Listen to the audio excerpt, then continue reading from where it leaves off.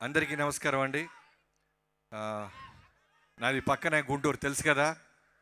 విజయవాడలో శ్రీ చైతన్య కాలేజీలో చదువుకున్నాను నేను. ఓరోసి థియేటర్, ఇందాక మన రవి గారు చెప్పినట్టు ఇక్కడ సినిమా హాల్స్ అన్నీ వీకెండ్స్ చూసినోడ్నే. ముందుగా 2003 జనవరి 12 ఇందిరా 175 డేస్ విజయవాడలో జరిగింది. ఎంతమంది గుర్తుందో నాకు తెలియదు కానీ వచ్చిన వేలాది మందిలో నేను ఒకడిని. ఆ రోజు స్టేజ్ మీద చిరంజీవి గారితో ఉన్న ఒక చిన్న బుడ్డోడు ఈ తేజ సజ్జా.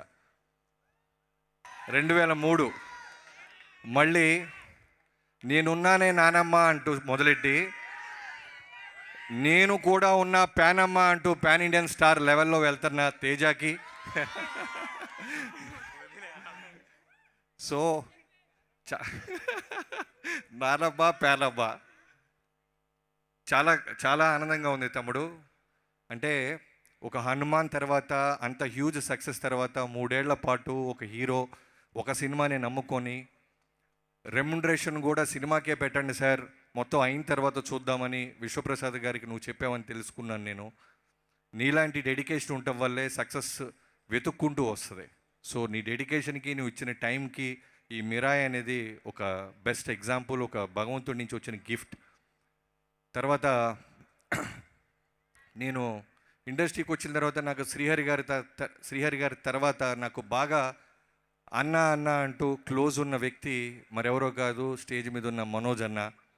నేను 2011లో నేను మ్యారేజ్ చేసుకుంటే, ఎవరికి తెలియదు ఇది, నేను మ్యారేజ్ చేసుకుంటే కొత్తగా పెళ్ళైతే ఇంకా సెటిల్ ఉన్నవాడికి చాలా టెన్షన్స్ ఉంటాయి కదా. ఆ టైంలో నేను పెళ్ళైపోయి 1 వీక్ తర్వాత నేను హైదరాబాద్ వస్తున్నా కార్ వేసుకొని, నేను నా వైఫ్. మనోజ్ అన్న ఫోన్ చేసి నీకు ఇమ్మీడియట్గా డైరెక్షన్ ఇస్తాను, అసలు స్ట్రెస్ పడకు, నీకు ప్రమోషన్ ఇస్తాను, నువ్వు వచ్చేసే, రైటర్గా నువ్వేంటో నాకు తెలుసు, డైరెక్షన్ చేద్దు కానీ తమ్ముడు అన్న మనోజ్ అన్న 2011లో నాకు ఆఫర్ ఇచ్చాడు. అప్పటికి నేను ఇంకా సిద్ధంగా లేను కాబట్టి ఓ 2 ఇయర్స్ తర్వాత మళ్ళీ రవితేజ గారి రూపంలో నేను డైరెక్టర్ని అయ్యాను. సో దట్ ఈస్ మనోజ్ అన్న. అప్పటి నుంచి ఇంకా ముందుకు వెళ్ళాలంటే 2005 పొలిటికల్ రౌడీ అనే సినిమాకి నేను ఒక అసిస్టెంట్ డైరెక్టర్ని. అదే టైంలో దశరథ్ గారి డైరెక్టర్గా శ్రీ అనే సినిమా జరుగుతూ ఉండేది. మనోజ్ అన్న అంటే ఎలా ఉంటుందంటే ఒక 10 మంది స్నేహితులతో కిటకిటలాడుతుంటుంది. యావిడ్, షూటు, ఫుడ్డు, అందరినీ ఈక్వల్గా చూసుకుంటూ ఉంటాడు. సో అప్పుడున్న నన్ను అసిస్టెంట్ డైరెక్టర్గా కూడా మనోజ్ అన్న ఇదే రెస్పెక్ట్ ఇచ్చేవాడు. మనోజ్ అన్న మళ్ళీ నీకు గ్యాప్ వచ్చింది అంటున్నారు, గ్యాప్ తీసి పక్కన పెడితే తొక్కి అవతలేసావు. నిజంగా విలన్ అనేవాడు ఇంత స్ట్రాంగ్గా ఉంటాడు, ఇంత అద్భుతంగా చేస్తాడని తెలుగు రాష్ట్రాలే కాదు యావత్ భారతదేశంలో ఈ సినిమా చూసిన, మిరాయ్ చూసిన అందరికీ ప్రూవ్ చేసావు. నువ్వు అంత బలంగా ఉండవు కాబట్టే తేజ సజ్జా ఈ సినిమాలో యుద్ధం చేస్తుంటే చివరి మినిట్ దాకా హోల్డ్ అయింది థియేటర్. నీ ఎంట్రన్స్ వచ్చినప్పుడల్లా నాకు ఒక తెలియని ఒక గూస్ బంప్స్ మూమెంట్ని డిజైన్ చేశారు. సో లవ్ యూ అన్న, వెల్కమ్ బ్యాక్ అగైన్.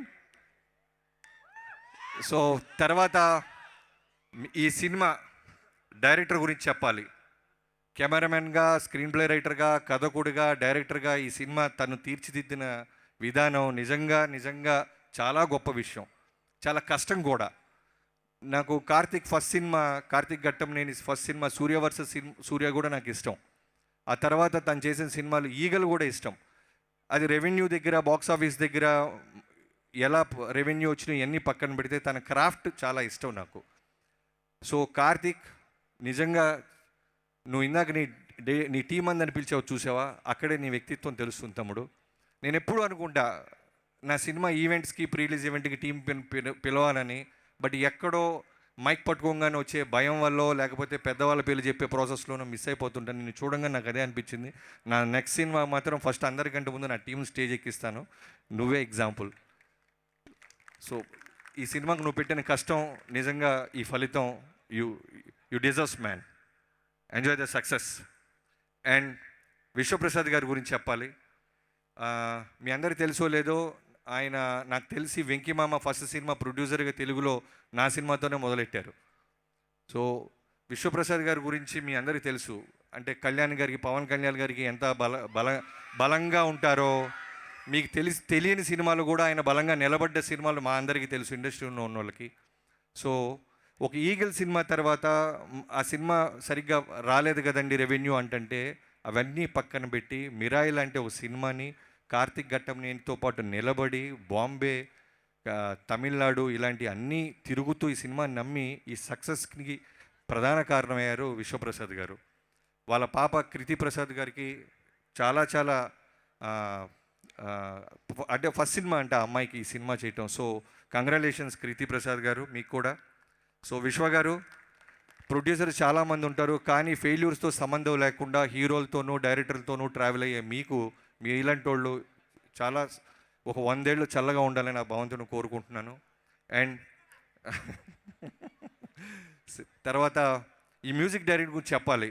నేను ఫస్ట్ అనుకున్నాను ఈ సౌండింగ్ చాలా బాగుంది, మనకు తెలియని పేరు కదా, ఎక్కడో చెన్నై నుంచో మలయాళం ఇండస్ట్రీ నుంచో తెచ్చి ఉంటారు, అందుకే చాలా బ్రహ్మాండంగా కొట్టాడు అనుకున్నాను.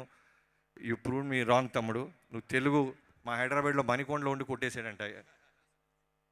ఎంత బాగా కొట్టాడంటే విజువల్స్ కార్తిక్ ఎంత బాగా తీసాడంటే, ఏమాత్రం మ్యూజిక్ సపోర్ట్ చేయకపోయినా ఎన్హాన్స్ చేయకపోయినా సీన్స్ని హద్దుకోకపోయినా సినిమా డ్రాప్ అయిపోద్ది. అలాంటి సినిమా ఇది. ఎందుకంటే పురాణాలు, రాముడు, ఇతిహాసాలు, ఇన్ని లేయర్స్ ఉన్నాయి. రెగ్యులర్ సౌండ్, రెగ్యులర్ ఆర్ఆర్తో తేలిపోద్ది. బట్ చాలా బ్రహ్మాండంగా చేసి అవుతాం. నీకు చాలా చాలా చాలా పెద్ద ఫ్యూచర్ ఉంది. I wish you all the best. And ఈ సినిమాకి పనిచేసిన ప్రతి ఒక్కరికి, అలానే శ్రేయ గారిని నేను చాలా రోజుల తర్వాత లైవ్లో ఇక్కడే చూస్తున్నాను. నేను అంటే నువ్వే నువ్వే అనే సినిమా గుంటూరులో ఉండి చూసేవాడిని నేను. సొంతం సంతోషం నాగార్జున గారితో చూసిన శ్రేయ గారు యాజ్ ఇట్ ఈస్గా అలానే ఉన్నారు. అంటే పాస్ బట్టలే వాళ్ళు నొక్కేశారా, ఏం తింటున్నారు, ఏం తాగుతున్నారు మనకు తెలియదు. ఆ సీక్రెట్ తర్వాత అడగాలి. Ma'am, you did a wonderful job. ఈ సినిమాలో మదర్ క్యారెక్టర్ అంబిక అనే క్యారెక్టర్ ఎంత ఇంపార్టెంట్ అంటే చూసిన అందరికీ, చూడబోతున్న అందరికీ తెలుస్తుంది. సో చాలా వెయిట్ ఉన్న క్యారెక్టర్. సినిమా మొత్తం కూడా నేరేట్ చేస్తూ బ్రహ్మాండంగా చేశారు శ్రేయ గారు. Thank you so much ma'am. And Ritika. So Karthik గొప్పతనం ఏంటంటే, తమ్ముడు చెప్తా, ఓజీ గురించి నేను కూడా ఒకసారి అరుస్తా, టెన్షన్ పడదు. కార్తీక్ గొప్పతనం ఏంటంటే ప్రతి క్యారెక్టర్ని, అంటే హీరో ఫ్రెండ్స్ క్యారెక్టర్స్ని ఎవరిని వదలలేదు. అలానే హీరోయిన్ క్యారెక్టర్ కూడా ఎంత బలంగా రాశాడంటే, నిజంగానే ఒక రైటర్ని నేను బిఫోర్ ఒక డైరెక్టర్ అవడానికి ముందు ఇలాంటి మంచి సినిమాలు, గొప్ప సినిమాలు చూసినప్పుడు మా అందరికీ ఒక చిన్న లెసన్ లాంటిది ఇది. సో అందరికీ వెయిట్ ఉన్న క్యారెక్టర్లు ఉంటే ఓ సినిమా బ్రహ్మాండంగా అందంగా ఉంటుంది.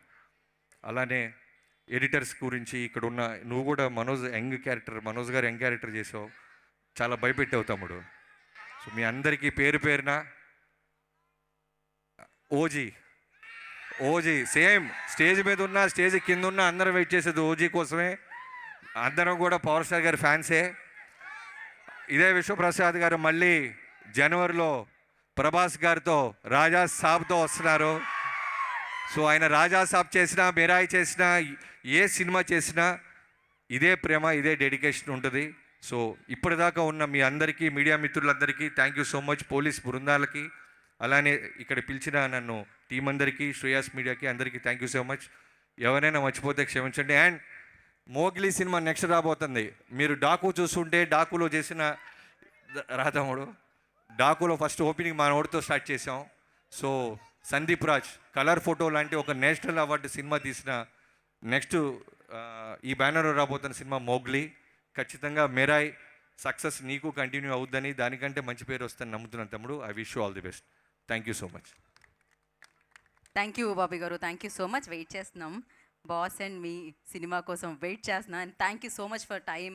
Thank you so much for coming and gracing this event sir. And నా